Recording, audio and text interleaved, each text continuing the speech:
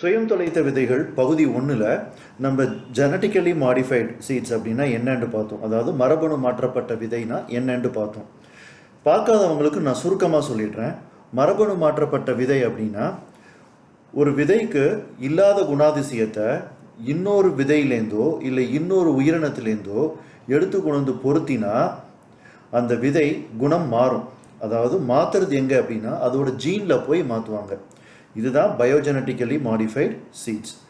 உதாரணமாக சொல்லணும் அப்படின்னா பழத்தை பூச்சி தாக்காமல் இருக்கணும்னா இப்போ தேளோட உடம்புல அந்த பூச்சி தாக்காமல் இருக்கிறதுக்கு உண்டான குணாதிசயம் இருக்குதுன்னு வச்சுக்கோங்களேன்.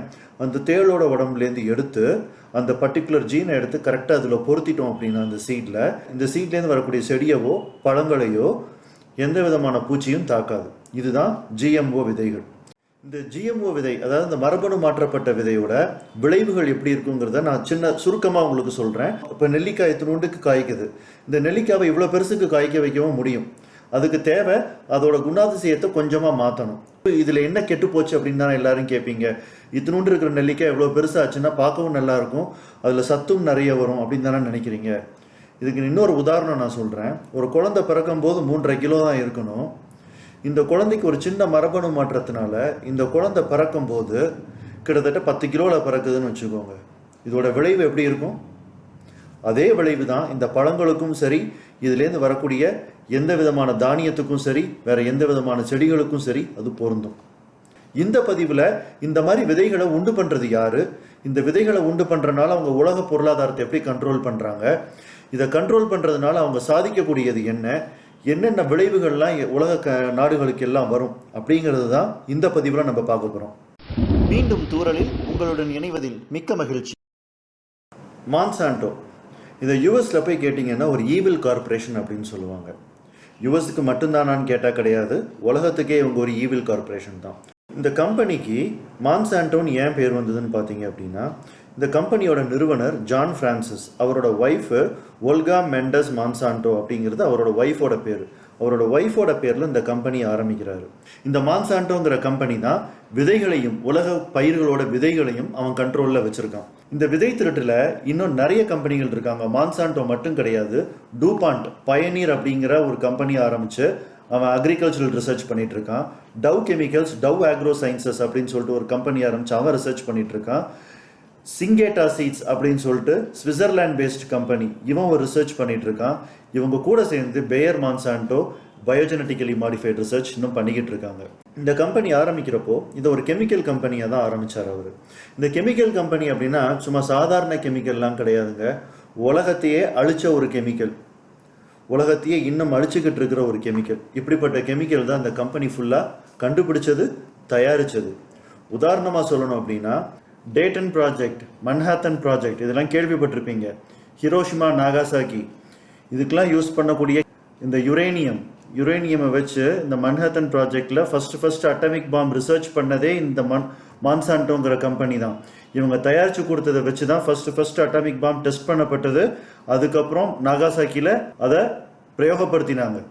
இந்த மான்சான்டோங்கிற கம்பெனி அதனால தான் ஒரு ஈவில் கம்பெனின்னு சொல்லுவாங்க. கண்டுபிடிச்ச கெமிக்கல் எல்லாமே உலகத்துக்கு கேடு விளைவிக்கக்கூடியது, மக்கள் தொகையை குறைக்கக்கூடியது. வியட்நாம் போர் எல்லாருக்கும் தெரியும். 1961 காலகட்டத்தில் 1971 வரைக்கும் கிட்டத்தட்ட நடந்தது.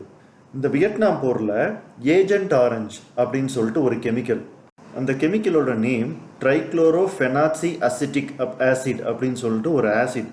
இதே மாதிரி ஒரு 3 காம்பினேஷனான ஆசிடை ஒன்று சேர்த்து ஒரு ஹெர்பிசைடு ஃபார்ம் பண்ணுறாரு. அந்த ஹெர்பிசைடு தான் வியட்நாமில் ஏஜென்ட் ஆரஞ்ச் அப்படின்னு சொல்லிட்டு இந்த மான்சான்டோங்கிற கம்பெனி டவ் கெமிக்கல் அப்படிங்கிற இன்னொரு கம்பெனியோட சேர்ந்து மொத்தமாக தயாரித்து யூஎஸ் ஆர்மிக்கு சப்ளை பண்ணாங்க. கிட்டத்தட்ட அந்த ஹெர்பிசைடை அவங்க 19 மில்லியன் கேலன்ஸ் வரைக்கும் யூஸ் பண்ணியிருக்காங்க வியட்நாம் போரில். ஒரு போரில் ஹெர்பிசைடை எப்படி யூஸ் பண்ணாங்க அப்படிங்கிறது ஆச்சரியமா இல்லை. ஆனால் அவங்க பண்ணது என்ன அப்படின்னா, வியட்நாம் திருப்பி மீண்டு வரக்கூடாதுன்னு சொல்லிட்டு ஒரு நாடை நீங்கள் கண்ட்ரோல் பண்ணணும் அப்படின்னா அவங்களோட உணவை கண்ட்ரோல் பண்ணியாச்சுன்னா அவங்க நாடை அவங்களால கண்ட்ரோல் பண்ண முடியும். அதனால அவங்க என்ன பண்ணாங்க, முதல்ல அவங்களோட விளைநிலத்தை எல்லாத்தையும் அழிச்சாங்க. எப்படி 19 million gallons of agent orange அப்படிங்கிற ஒரு ஹெர்பிசைடை யூஸ் பண்ணி ஹெலிகாப்டர்லேருந்து தெளிக்கிறாங்க விளைநிலம் பூரா. இது தெளிச்சதுனால வியட்நாமில் உள்ள அவ்வளவு விளைநிலங்களோட இலைகள், இந்த தானியங்கள் எல்லாம் உதிர்ந்து பட்டு போச்சு. வியட்நாம் சாப்பாடுக்கு வழி இல்லாமல் இருந்த காலம் கூட அது. இந்த ஏஜென்ட் ஆரஞ்சு அப்படிங்கிற கெமிக்கலுக்கு அந்த யூஎஸ் ஆர்மி வச்ச பேர் ரெயின்போ ஹெர்பிசைட். அதாவது அவங்க ஃப்ளைட்லேருந்து கலர் கலராக கொட்டினாங்க. இந்த கெமிக்கலோட பேர் டையாக்சின் அப்படின்னு சொல்லிட்டு ஒரு இட்ஸ் அ டெட்லி கெமிக்கல். அது எங்கேயாவது விழுந்தது அப்படின்னா அந்த இடம் பட்டு போகும், அந்த மண் மலட்டுத்தன்மை ஆகிடும். இப்போ இந்த கெமிக்கலை வியட்நாம் ஃபுல்லாக தெளிச்சாச்சு. இதோட விளைவு எப்படி இருந்தது தெரியுமா? நிறைய மக்கள் சைக்காலஜிக்கல் ப்ராப்ளம்க்கு ஆளானாங்க. நியூராலஜிக்கல் சிஸ்டம் அஃபெக்ட் ஆச்சு. பிறக்கக்கூடிய குழந்தைகள் ஊனமாக பிறக்க ஆரம்பிச்சது. நிறைய பேருக்கு ஹார்ட் ப்ராப்ளம் வந்தது, கேன்சர் வந்தது, ஸ்கின் இரிட்டேஷன் வந்தது. இதெல்லாம் கொஞ்ச நாள் இல்லை, பல வருடங்களாக நீடிச்சுது அவங்களுக்கு. இந்த மாதிரி ஒரு கெமிக்கலை தயாரித்த ஒரு கம்பெனி தான் மான்சான்டோ. தன்வினை தன்னை சுடும்னு சொல்லுவாங்க இல்லையா, அதுக்கு எக்ஸாம்பிளே யூஎஸ் தான். இந்த ஏஜென்ட் ஆரஞ்சு வியட்நாமில் போய் தெளித்தாங்க. அவங்களோட யூஎஸ் ஆர்மியில் உள்ள சோல்ஜர்ஸ்க்கே அந்த ஏஜென்ட் ஆரஞ்சு நிறைய விளைவுகளை கொடுத்தது. அவங்களுக்கு என்னென்ன நான் இதுக்கு முன்னாடி அடிக்கினேன் இல்லையா, அந்த ஏஜென்ட் ஆரஞ்சால் வரக்கூடிய விளைவுகள் என்னென்னு, இந்த விளைவுகள் அந்த யூஎஸ் ஆர்மியில் இருந்த அவ்வளோ பேருக்கு வந்தது. ஸோ அதனால் அவங்க கேஸ் போடுறாங்க. கேஸ் போட்டதுனால கிட்டத்தட்ட $180 மில்லியன் இந்த கம்பெனி மான்சான்டோங்கிற கம்பெனி மற்றும் அதோட கூட சேர்ந்து இந்த கெமிக்கல் தயார் பண்ண 7 கம்பெனி $180 மில்லியன் வரைக்கும் காம்பன்சேஷனாக கொடுத்தாங்க யூஎஸ் ஆர்மிக்கு மட்டும். சரி, இந்த ஏஜென்ட் ஆரஞ்சு அதோட நிப்பாட்டிட்டாங்களா? கிடையாது. இந்த ஏஜென்ட் ஆரஞ்சு இப்போ எப்படி வந்தது? ஹெர்பிசைடு அப்படின்னு சொல்லிட்டு தயார் பண்ணது தான் இந்த ஏஜென்ட் ஆரஞ்சு. இன்னைக்கு நம்ம விளைநிலங்களில் யூஸ் பண்ணக்கூடிய கெமிக்கலும் அதுதான். மான்சான்டோ கிளைஃபோசேட் அப்படின்னு சொல்லிட்டு ஒரு கெமிக்கலால் ஒரு பிராண்டை இன்ட்ரடியூஸ் பண்ணுறாங்க. அந்த பிராண்டோட பேர் ரவுண்டப். இந்த ரவுண்டப்புங்கிற கெமிக்கல் உலகம் பூரா ஃபேமஸ். எல்லா ஃபார்மர்ஸும் இன்னி வரைக்கும் யூஸ் பண்ணிக்கிட்டு இருக்க கெமிக்கல். எதுக்கு யூஸ் பண்ணுறாங்க அப்படின்னா, இந்த களைகள் இருக்கு இல்லையா, வீட்ஸ், இந்த களைகள் எல்லாம் அழிக்கிறதுக்காக அவங்க யூஸ் பண்ணக்கூடிய கெமிக்கல் ஏஜென்ட் ஆரஞ்சு. இந்த ஏஜென்ட் ஆரஞ்சு தான் ஃபார்மர்ஸ் என்ன பண்ணுறாங்க, களைகள்லாம் ஜாஸ்தி வரதில்லைப்பா, இந்த மருந்தை தெளிச்சாச்சு அப்படின்னா என்னோடய விளைநிலம் சேஃபாக இருக்குது, களைகள் இல்லாதனால ரோ கிராப்ஸ் அப்படின்னு சொல்லுவாங்க. அதாவது எப்படின்னா, ஒரு விதைக்கும் இன்னொரு விதைக்கும் நடக்கூடிய தூரம் இருக்கு இல்லையா, அந்த தூரம் களைகள் நடுவில் இருக்கும்போது கிட்டக்க புதைச்சா இந்த களைகளே பாதியை சாப்பிட்ரும். அதனால கிட்டக்க புதைக்க முடியாது. அதுக்கு குறைஞ்சபட்ச ஒரு தூரத்தை கொடுத்து அவங்க விவசாயிகள் விதைச்சிட்டு வந்தாங்க. இந்த ஏஜென்ட் ஆரஞ்சு யூஸ் பண்ணதுக்கப்புறம் இந்த களைகள் வரக்கூடியது வாய்ப்பே கிடையாது இல்லையா, அதனால எல்லா விதைகளையும் பக்கத்தில் விதைக்க ஆரம்பித்தாங்க. அவங்களுக்கு மகசூலும் நிறைய வந்தது. மகசூல் நிறைய வந்ததை தவிர நம்ம சாப்பிட்டுட்டு இருக்கிற கெமிக்கல் இன்னி வரைக்கும் இந்த டையாக்சின் அப்படிங்கிற கெமிக்கல். இந்த கெமிக்கலை யூஸ் பண்ணுறதுனால பலவிதமான கம்ப்ளைண்ட் பல நாடுகளில் இந்த மான்சான்டோ அப்படிங்கிற கம்பெனி மேலே போட்டிருக்காங்க. மான்சான்டோ இப்போ வரைக்கும் குறைஞ்சபட்சம் $1 to 1.5 பில்லியன் வரைக்கும் $1 to 1.5 பில்லியன் வரைக்கும் அவங்க கிளைம் மட்டுமே செட்டில் பண்ணியிருக்காங்க. 2016 கிட்டத்தட்ட $66 மில்லியன் இந்த மான்சான்டோங்கிற கம்பெனியை பேயர் வாங்க சம்மதிச்ச ஒரே காரணத்தினாலேயே இன்னைக்கு கிட்டத்தட்ட இந்த ரவுண்டப் அப்படிங்கிற கெமிக்கலுக்கு மட்டும் $10.9 பில்லியன் வரைக்கும் செட்டில்மெண்ட் மட்டும் பண்ண போகிறாங்க. கோர்ட்டில் கேஸ் வந்ததுக்கு ஒவ்வொருத்தருக்கும் பண்ணக்கூடிய கிட்டத்தட்ட 40,000 பேர் கேஸ் போட்டிருக்காங்க 2019 மட்டும். அதுக்கு செட்டில் பண்ண வேண்டிய அமௌண்ட் மட்டுமே கிட்டத்தட்ட 10.9 பில்லியன். இந்த 10.9 பில்லியனோட நின்றுச்சானா கிடையாது. இன்னும் நிறைய செட்டில்மெண்ட் பேயருக்கும் சரி மான்சான்டோ இருந்த காலத்துலையும் சரி செட்டில் பண்ண வேண்டியது இன்னும் பெண்டிங்கில் இருக்குது.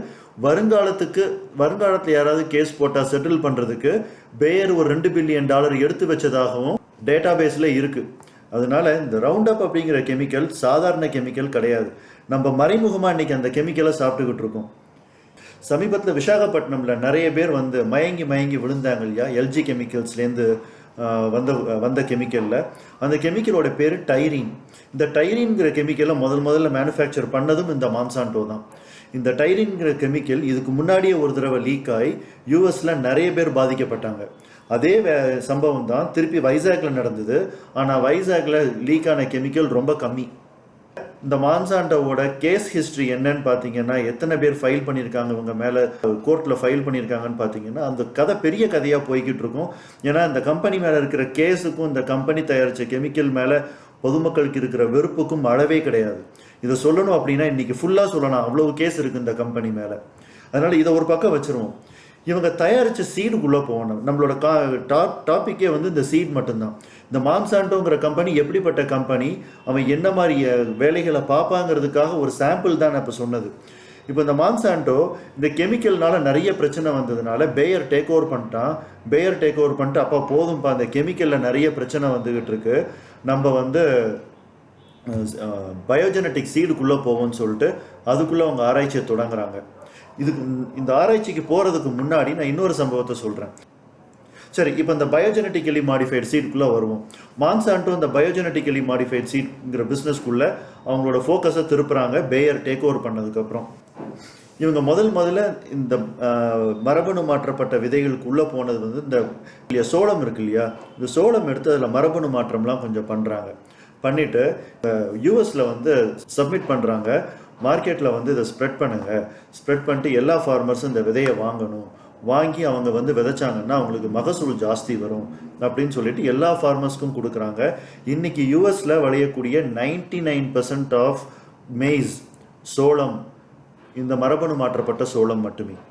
ஆனால் அந்த மரபணு மாற்றப்பட்ட சோளமில் நிறைய கெடுதல் இருக்குது. அது கெடுதல் என்னென்னங்கிறத அடுத்தது பார்ப்போம். இது சோளம் முடிஞ்சுதா, அடுத்தது அவங்க காட்டனுக்கு வராங்க. இந்த காட்டனில் வந்து அவங்க வந்து ஒரு சில ஜெனட்டிக்கல் மாடிஃபிகேஷன் பண்ணிவிட்டு இந்தியாவில் கொண்டு வந்து அவங்க கொடுக்குறாங்க. இந்தியாவில் நிறைய ஃபார்மர்ஸ் வாங்கி அதான் பேராசைப்பட்டு தான் வாங்கினாங்க. ஒவ்வொரு ஃபார்மர்ஸும் நிறைய வந்து பக்கத்தில் நடலாங்கிறப்போ நிறைய விளைச்சல் வரும்னு சொல்லிட்டு வாங்கினாங்க. ஆனால் யாருக்குமே விளைச்சல் கிடைக்கல. எல்லா ஃபார்மர்ஸும் திருப்பி கடனில் தான் போனாங்க. இதுக்கு மான்சாண்டோ மேலே கேஸ் நடந்தது. கேஸ் போட்டப்போ மான்சாண்டோ அதே கதை தான் பேயரும் மான்சாண்டோவும் சேர்ந்து சொன்னது. இது அதனால கிடையாது, வேறு ஒரு சில காரணத்தினால இந்த விளைச்சல் கம்மியாக இருந்திருக்கலாம்னு சொல்லிட்டு சொன்னாங்க. ஆனால் இப்போ வரைக்கும் இந்த காட்டனை இந்தியாவில் தடை பண்ணலை, இன்னமும் அவங்க பண்ணிக்கிட்டு தான் இருக்காங்க. இப்படி கொஞ்சம் கொஞ்சமாக உள்ள வந்து அவ்வளோ விதைகளையும் கையகப்படுத்துகிறாங்க. எல்லா விதைகளும் மரபணு மாற்றப்பட்ட விதைகளாக தான் இன்றைக்கி இருக்குது. நீங்கள் சாப்பிட்ற வாழைப்பழத்துலேருந்து எல்லாமே. முன்னாடி வந்து ஒரு மாம்பழத்தை நீங்கள் கட் பண்ணிங்கன்னா உள்ள வண்டு இருக்கும். இன்றைக்கி எந்த மாம்பழத்துலையும் உங்களால் வண்டு பார்க்க முடியாது. காரணம் என்ன? வண்டு வரல அப்படின்னா அந்த பெஸ்டிசைடு அவ்வளோ வண்டு இந்த பூச்சியெல்லாம் கொண்டுடுது ஆல்ரெடி. இவங்க இந்த மரபணு மாற்றப்பட்ட விதைகளை மான்சாண்டோ வச்சிருக்கிறதுனால நமக்கு என்ன கெடுதல்? கெமிக்கலில் மட்டும்தான் கெடுதல் அப்படின்னு நம்ம நினச்சிட்டு இருக்கோம். ஆனால் வருங்காலத்தில் நம்ம உணவையே நம்ம இழக்க போகிறோம் அப்படிங்கிறதுக்கு உதாரணம் தான் இந்த மான்சாண்டோ அப்படிங்கிற கம்பெனி. அவங்க என்ன பண்ணுறாங்க, ஒரு பயோஜெனட்டிக்கலி மாடிஃபைட் சீடை அவங்க கண்டுபிடிச்சு ஃபார்மர்கிட்ட கொடுக்குறாங்க. ஃபீல்டு டெஸ்ட்டுக்கு ஒவ்வொரு கண்ட்ரிலையும் அப்ரூவல் வாங்குறாங்க, ஒவ்வொரு கண்ட்ரியும் அப்ரூவல் கொடுக்குறாங்க. அப்ரூவல் கொடுத்ததுக்கப்புறம் என்ன ஆகுது, இந்த ஃபீல்டு டெஸ்ட் முடிஞ்சதுக்கப்புறம் இதுக்கு அவங்க பேட்டன்ட் வாங்குறாங்க. ஒன்ஸ் ஒரு சீடுக்கு பேட்டன்ட் வாங்கிட்டாங்க அப்படின்னா அந்த சீடை மறுபடி யாராவது யூஸ் பண்ணணும் அப்படின்னா அந்த சீடை அந்த கம்பெனி மட்டும்தான் விற்க முடியும், வேறு யாரும் எங்கேயும் வாங்க முடியாது. அந்த கம்பெனி அவங்கக்கிட்டேருந்து வாங்காமல் அந்த விதையை எங்கேயும் விதைக்கவும் முடியாது. உதாரணமாக சொல்லணும் அப்படின்னா இன்றைக்கி பப்பாயா சீட் மான்சாண்டோ கிட்டே இருக்குது. மான்சாண்டோ கிட்ட அந்த சீடை கடையில் போய் வாங்கி அதைத்தான் அந்த விவசாயி விதைக்க முடியுமே தவிர அவன் டைரெக்டாக ஒரு பப்பாளி விதையை விதைக்க முடியாது. இன்னும் புரிகிற மாதிரி சொல்லணும்னா நம்ம கிட்ட இருக்கக்கூடிய விதை விதைச்சா முளைக்காது. ஏன்னா நம்ம கிட்ட இருக்கிற விதையெல்லாம் ஆல்ரெடி களவு போயாச்சு அவங்க கிட்ட. வருங்காலத்தை அவங்க கண்ட்ரோல் பண்ணுறதுக்கு அவங்க கையில் இருக்கக்கூடிய ஒரே ஆயுதம் என்ன? நம்ம யூஸ் பண்ணக்கூடிய சாப்பாடு, இந்த சாப்பாடை உண்டு பண்ணக்கூடிய அந்த செடிகள் முளைக்கக்கூடிய விதைகள். இந்த விதைகள் அவங்க கைவசம் போயாச்சு அப்படின்னா நீங்களும் நானும் சாப்பாட்டுக்கு உங்ககிட்ட கையேந்தி தான் நிற்கணும். உதாரணமாக பெப்சிகோ கம்பெனி லேஸ் அப்படின்னு சொல்லிட்டு ஒரு சிப்ஸ் அவன் போடுறான். இந்த லேஸ் சிப்ஸுக்கு பொட்டேட்டோ தனியாக அவன் பேட்டன்ட் ரைட்ஸ் வாங்கி வச்சுருக்கான். இந்த நார்த் சைடில் அகமதாபாத்தில் உள்ள விவசாயிகள் என்ன பண்ணுறாங்க, இந்த பொட்டேட்டோவை அவங்க நிலத்தில் விளைவிக்கிறாங்க. அவங்க விளைய வச்சதுனால அதுலேருந்து வரக்கூடிய பொட்டேட்டோவை எடுத்து அவங்க மார்க்கெட்டில் சந்தைப்படுத்திட்டாங்க. பெப்சிகோ கம்பெனிக்கு கொடுக்கல. இது தெரிஞ்ச பெப்சிகோ கம்பெனி என்ன பண்ணுறான், இந்த 11 விவசாயிகள் மேலே கேஸ் போடுறான். ஒவ்வொரு விவசாயிகள்கிட்டையும் 1 கோடி ரூபாய் கேட்டு. ஏன்னா இந்த உருளைக்கிழங்குக்கு அவன் பேட்டன்ட் ரைட் வாங்கி வச்சுருக்கான். இந்தியன் கவர்மெண்ட்டில் போட்ட கண்டிஷன் என்ன, இந்த உருளைக்கிழங்கை யார் விளைவிச்சாலும் அந்த உருளைக்கிழங்குல உள்ள முழு உரிமை எனக்கு மட்டும்தான் அப்படின்னு சொல்லி. அதாவது அந்த உருளைக்கிழங்குக்கு ரேட்டுலேருந்து எல்லாத்தையும் அவன் மட்டும்தான் தீர்மானிப்பான். அந்த விளைநிலத்தில் வந்த உருளைக்கிழங்கு எல்லாம் அவனுக்கு மட்டும்தான் கொடுக்கணும். இப்படி கண்டிஷன் போட்டு வாங்கி வச்சுருக்கான். ஒவ்வொரு ஏழை விவசாயியும் 1 கோடி ரூபாய் கொடுக்கணும் அப்படின்னா அது சாத்தியமா? சுப்ரீம் கோர்ட்டில் இந்த கேஸ் நடக்குது.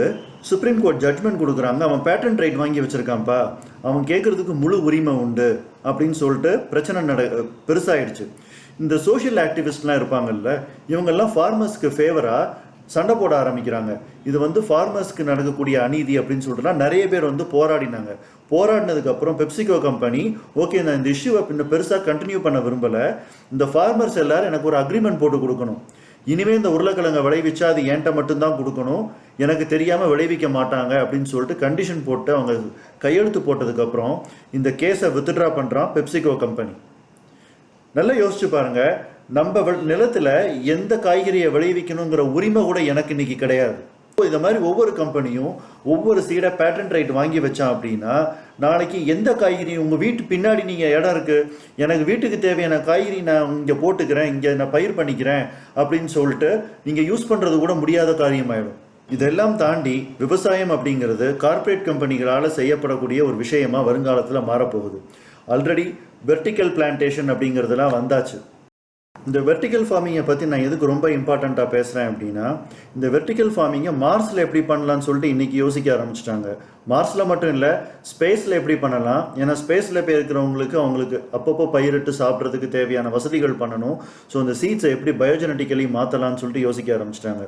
மார்ஸில் பூமியில் உங்களால் பயிரிட முடியாது, ஏன்னா பூமியில் அது -65 டிகிரி டெம்பரேச்சரில் இருக்கும். மார்ஸில் அதிகமாக கார்பன் டை ஆக்சைடு தான் உண்டு, ஆக்சிஜன் கிடையாது. ஆக்சிஜனோட பெர்சன்டேஜ் 2.6% தான் அப்ராக்சிமேட்டாக சொல்கிறாங்க. அதனால் மார்ஸில் மனுஷன் வாழணும்னா முதல்ல தண்ணி வேணும், அதை எப்படி உண்டு பண்ண முடியும் அப்படின்னு சொல்லிட்டு இன்றைக்கி யோசிச்சுட்டு இருக்காங்க. ஆக்சிஜன் எப்படி கிரியேட் பண்ண முடியும், இன்னிலேருந்தே ஆக்சிஜன் அங்கே கிரியேட் பண்ண ஆரம்பித்தாங்க அப்படின்னா மேபி ஒரு 20-30 வருஷம் கழிச்சு மனுஷன் சுவாசிக்கிறதுக்கு தேவையான ஆக்சிஜன் மார்ஸில் கொஞ்சம் இருக்கிறதுக்கு வாய்ப்பு உண்டு அப்படின்னு சொல்லிட்டு ரிசர்ச்சும் பண்ணிக்கிட்டு இருக்காங்க. ஸோ இந்த வெர்டிக்கல் ஃபார்மிங் அப்படிங்கிறது என்ன அப்படின்னு சிம்பிளாக நீங்கள் புரிஞ்சுக்கணும் அப்படின்னா, ஒரு பில்டிங் ஒன்றுக்கு மேலே ஒன்று எப்படி இருக்கோ அதே மாதிரி ஒரு லேயருக்கு மேலே இன்னொரு லேயர், இன்னொரு லேயருக்கு மேலே இன்னொரு லேயர்னு சொல்லிட்டு இந்த ஃபார்மிங் நடக்கும். அதாவது சின்ன சின்ன செடிகள்லேயே தேவையான காய்கறிகள் எல்லாம் கிடைக்கிற மாதிரி அவங்க பயோஜெனட்டிக்கலி சீடை மாற்றிடுவாங்க. இதுதான் இந்த வெர்டிக்கல் ஃபார்மிங். இந்த வெர்டிக்கல் ஃபார்மிங் உள்ளே வந்தாச்சு அப்படின்னா இன்னைக்கு இருக்கக்கூடிய விவசாயிகள் யாரும் நாளைக்கு இருக்க மாட்டாங்க. பூமியில் உங்களால் பயிரிட முடியாது, ஏன்னா அந்த விதை அவங்ககிட்ட இருக்குது. அவன் நாளைக்கு உங்ககிட்ட காய்கறி விற்பான், விதையே விற்க மாட்டான். இதுதான் உண்மை. வருங்காலத்தில் இது மட்டும்தான் நடக்கும். பேக்கேஜ்டு ஃபுட்டில் நம்ம காய்கறியை வாங்க ஆரம்பிப்போம், பதப்படுத்தப்பட்ட காய்கறியை வாங்க ஆரம்பிப்போம் நம்ம. ஏன்னா அவன் காய்கறி வந்து இந்தியாவில் வந்து ஒரு பர்டிகுலர் ரகம் காய்கறி விளையுது, இன்னொரு நாட்டில் இன்னொரு பர்டிகுலர் ரகம் காய்கறி விளையிறது அப்படின்னா அந்த பழங்கள் அந்த காய்கறிகள் எல்லாம் பல சீதோஷ்ண நிலைகளை தாண்டி ரொம்ப நாள் டிராவல் பண்ணி இந்தியாவுக்கு வந்து சேரணும். இந்தியாவுக்கு வந்து சேர்ற அளவுக்கு அதுக்கு தேவையான கெமிக்கல் அதில் இருந்தால் மட்டும்தான் அது பதமாக இருக்கும். அப்போது அதுக்கு தேவையான கெமிக்கல் அதில் பயன்படுத்தப்படும். அது ரொம்ப நாள் இருக்கணும்னு அதுக்கேற்ற மாதிரி அதோட மரபணு மாற்றப்படும். மரபணு மாற்றப்படுறப்போ அந்த மரபணு மாற்றப்பட்ட விதைகளை நம்ம சாப்பிட்றப்போ அதோட கேரக்டர் மனுஷனுக்குள்ளேயும் வரும். ஏன்னா நம்ம எதை சாப்பிட்றோமோ அது மட்டும்தான் நம்ம ஆகும். உதாரணமாக சொல்லணும்னா முறுமுறு தோசை எல்லாருக்கும் பிடிக்குமா பிடிக்காதா? வீட்டில் அப்பா அந்த நான்ஸ்டிக்கில் பண்ணுங்கப்பா, நான்ஸ்டிக்கில் பண்ணிங்கன்னா அப்படி மொறுன்னு தோசை வரும். அந்த தோசை சாப்பிட்றதுக்கு நல்லா இருக்கும்னு சாப்பிட்றோம்ல. இந்த டெஃப்லான் கோட்டிங்கில் நம்ம தோசை பண்ணுறோம்ல, இதே மாதிரி யூஎஸில் இந்த டெஃப்லான் கோட்டிங் பண்ண நான்ஸ்டிக்கில் எல்லாரும் நிறைய பேர் நிறைய விதமான சமையல்லாம் பண்ணி சாப்பிட ஆரம்பித்தாங்க. டெஃப்லானில் தான் அங்கே அவ்வளோ ரெடியாகுது. இதனால் என்னாச்சு, 99% ஆஃப் த அமெரிக்கன்ஸ் உடம்புல இன்னைக்கு இந்த டெஃப்லான் C8 அப்படிங்கக்கூடிய அந்த கெமிக்கல் உடம்புல இருக்குன்னு சொல்கிறாங்க. இந்த C8ங்கிற கெமிக்கல்னால நிறைய பேர் யூஎஸில் பாதிக்கப்பட்டிருக்காங்க. இதில் டூபாண்ட் மேலே கேஸ் கூட நடந்திருக்கு. இந்த C8 மேலே நிறைய பேர் கேஸ் போட்டிருக்காங்க. கிட்டத்தட்ட $1.6 மில்லியன் டூபாண்ட் வந்து செட்டில் பண்ணியிருக்காங்க. நிறைய பேருக்கு, இது ஒருத்தருக்கு மட்டும் கிடையாது, இதே மாதிரி நிறைய பேருக்கு என்ன செட்டில் பண்ணுறாங்க. $671 மில்லியன் இப்போ ரீசெண்டாக கூட அவங்க வந்து செட்டில் பண்ணுறதுக்கு சம்மதம் கொடுத்துருக்காங்க. இதுதான் நமக்கு கார்ப்பரேட் கம்பெனிகள் கையில் போனால் நடக்கக்கூடிய விளைவுகள். அங்கே வணிகமயம் மட்டுமே அவங்க நோக்கமாக இருக்குமே தவிர நமக்கு நல்லது பண்ணணுங்கிற நோக்கம் அவங்கக்கிட்ட இருக்காது. இவங்களோட முக்கியமான தேவை இப்போது பாப்புலேஷனை குறைக்கணும். பாப்புலேஷனை குறைக்கணும் அப்படின்னா இந்த மாதிரி ஒரு சில வேலைகள் பார்த்தா மட்டும்தான் குறையும். ஸோ இப்படி கார்ப்பரேட் கையில் ஒவ்வொன்றும் போக ஆரம்பிச்சதுன்னா மனித வாழ்க்கை மனிதர்களோட கண்ட்ரோலில் இருக்காது. நம்மளோட ஜீன் இன்னைக்கு மாற்றப்பட்டது அப்படின்னா, இன்னைக்கு என் ஜீன் வந்து ஓவர் நைட்டில் மாற்றப்படாது, கொஞ்சம் கொஞ்சமாக இது மாற்றப்பட்டுக்கிட்டே வரும். இப்போ இந்த டெஃப்லான் கோட்டிங் 99% அமெரிக்கன்ஸ் கிட்ட இருக்குன்னு சொன்னீங்க இல்லையா, இவங்களுக்கு பிறக்கக்கூடிய குழந்தையோட உடம்புலையும் இதே டெஃப்லான் கெமிக்கல் உள்ளே இருக்குன்னு சொல்கிறாங்க. கேன்சர் அப்படிங்கிறது இன்னைக்கு அதிகமாகிறதுக்கு காரணம் நம்ம உடம்பு ரீதியாக வரக்கூடிய பிரச்சனை கிடையாது, நம்ம எடுத்துக்கக்கூடிய சாப்பாடு மூலமாக வரக்கூடிய பிரச்சனை மட்டுமே. இதெல்லாம் நம்ம வருங்காலத்தில் முழுசாக கண்ட்ரோல் பண்ண முடியுமான்னு தெரியாது. அட்லீஸ்ட் தெரிஞ்சு வச்சுக்கிட்டோம் அப்படின்னா குழந்தைங்களுக்கு இந்த முக்கியமாக இந்த சாக்லேட்டு, இந்த ஐஸ்கிரீம், இந்த சிப்ஸ் இதெல்லாம் வாங்கி கொடுக்குறோம் இல்லையா, இதெல்லாம் தவிர்க்க ஆரம்பிச்சிருவோம். இந்த சிப்ஸ்லேயும் சாக்லேட்லேயும் அதுக்கப்புறம் இந்த ஐஸ்கிரீம் மேலே ஒரு குச்சி சொருகிறாங்க இல்லையா, ஒரு பிஸ்கட் வேஃபர் மாதிரி, அதெல்லாம் இருக்கக்கூடிய கெமிக்கலுக்கு அளவே கிடையாதுன்னு சொல்கிறாங்க. இதை நான் தனியாக இன்னொரு பதிவில் போடுறேன். இதெல்லாம் ஒரு குழந்தை ரெகுலராக சாப்பிட ஆரம்பிச்சதுன்னா அந்த குழந்தைக்கு ஸ்டொமக் கேன்சர் வர்றதுக்கு இன்றைக்கி தெரியாது. உங்கள் குழந்தைங்களுக்கு வாங்கி கொடுத்துட்டே இருப்பீங்க, இன்றைக்கி தெரியாது. ஒரு 10-15 வருஷம் கழித்து இந்த குழந்தைக்கு ஸ்டொமக் கேன்சர் வரும் அப்படின்னு சொன்னால் அன்றைக்கி ஆச்சரியப்படக்கூடிய விஷயமா அது இருக்காது உங்களுக்கு. ஏன்னா இன்றைக்கி இந்த நியூஸை நீங்கள் கேட்டீங்க அப்படின்னா கொஞ்சம் கொஞ்சமாக நிப்பாட்டிக்கோங்க. உங்கள் குழந்தை வாங்கி கொடுக்க வேண்டாம்னு சொல்லலை. அந்த கெமிக்கல்ஸ்லாம் பார்ட்ஸ் பெர் மில்லியனில் இவ்வளவு தான் இருக்கணும்னு இருக்குது. அது நீங்கள் டெய்லி கொடுக்க ஆரம்பிச்சிங்கன்னா அந்த கெமிக்கல் உங்கள் குழந்தையோட உடம்புல போயிடும். நாளைக்கு உங்கள் குழந்தைக்கு குழந்தை பிறந்தாலும் அந்த குழந்தையோட உடம்புலையும் அது இருக்கும். கேன்சருங்கிறது அப்போ கண்ட்ரோல் பண்ண முடியாத ஒரு வியாதியாக நமக்கு போயிடும். இன்றைக்கி சுதாகரிச்சுக்கோங்க. கடலை மிட்டாய் பாரம்பரியமாக நம்ம வீட்டில் தயார் பண்ணக்கூடிய தின்பண்டங்கள்லாம் நீங்கள் வாங்கி உங்கள் குழந்தைங்களுக்கு வீட்டிலேயே சமைச்சு கொடுக்க ஆரம்பிச்சிங்க அப்படின்னா உங்கள் குழந்தை ஆரோக்கியமாக இருக்கும், நீங்களும் ஆரோக்கியமாக இருக்கலாம். இதை புரிஞ்சுக்கிட்டா வருங்காலம் நமக்கு நல்ல காலமாக இருக்கும்.